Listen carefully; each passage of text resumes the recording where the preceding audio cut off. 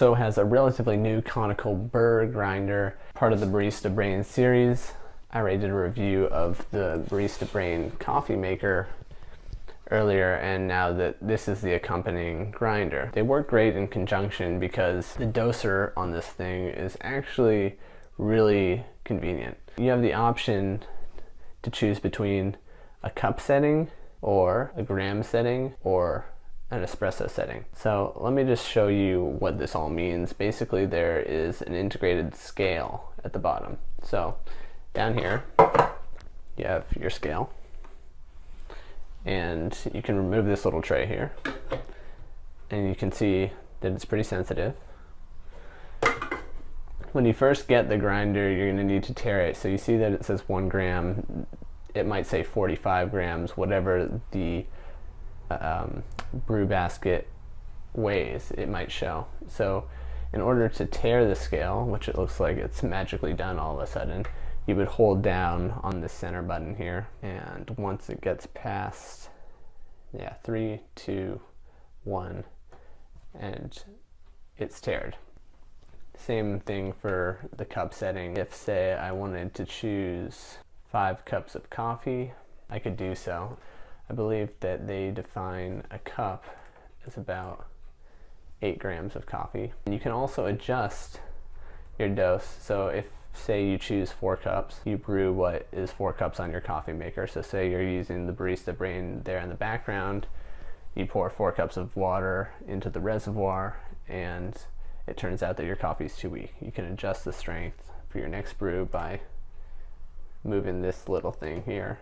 For each setting, each knot, I believe it adds about 4 grams. Similarly, if it's too strong, you can reduce the dose. It isn't really a very intuitive scale. I've found I did have to go into the instruction manual. In general, I think this is a small price to pay for the convenience you'll ultimately get out of this grinder. Let's get to grinding. I'm going to show you the finest setting, the middle setting, and the coarsest setting.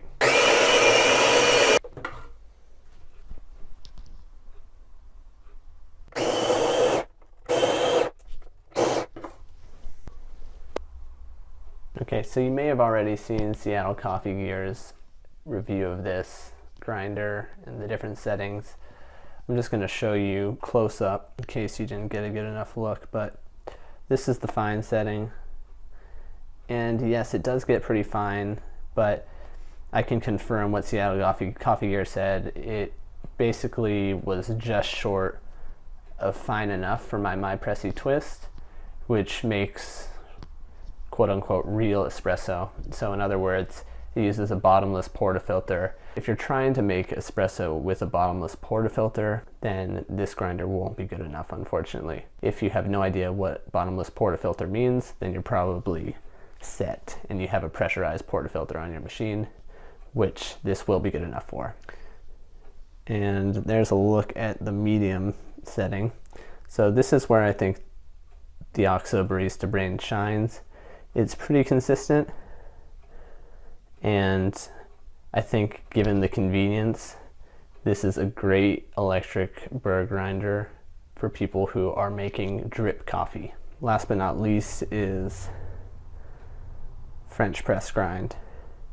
And I found that this is really pretty inconsistent. There's a lot of fines in there go along with coarse ground. So French press users, I think you're better off with another type of grinder. I will say that this does a better job with coarse grinds than my Breville Smart Grinder Pro, and I'm actually going to do a comparison video later on so you can see. So this is another thing that Seattle Coffee Gear mentioned, and something that I also noticed. That is that the scale is about 1.5 grams off. So what do I mean by that? So let's say that I want to grind 7 grams of coffee. So what I'm going to do here to just test for accuracy is I'm going to tare it on my other scale. Okay, so let's grind 8.8. So 8.8 grams, that's almost 2 grams over. The scale isn't 100% accurate.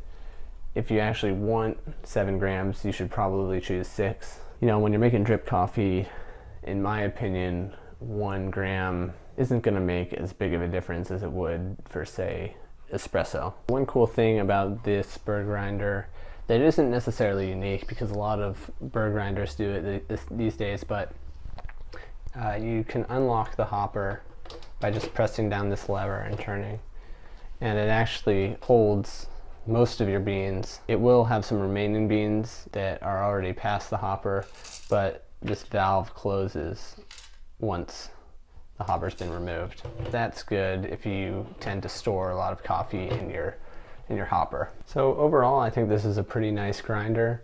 I especially like it in conjunction with their brewer, and the reason I like it in conjunction is because of that cup selection setting that it has.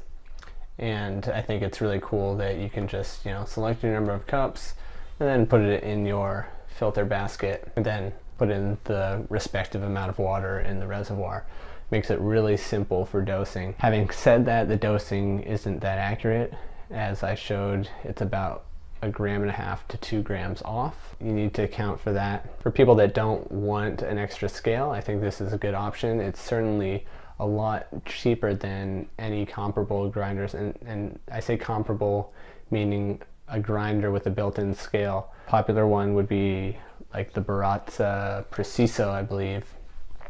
It has a built-in scale, but it retails at about $500. So that grinder is more for it's like a prosumer model. People that are making home espresso will definitely want to consider that if they're looking for a grinder with a built-in scale. If a built-in scale isn't your thing, if you don't have a problem with dosing and you're more concerned with consistency, grind consistency, and a quieter grinder, then in my opinion there are better options out there. Lido is a great hand grinder option in terms of consistency, and I think Baratza also will get you very good consistency for coarser settings such as French press, and potentially for drip as well. This also has a pretty steep learning curve. You're definitely going to want to look at the manual. So bottom line, if you're somebody who brews with auto drip or even pour over and want a quick and easy way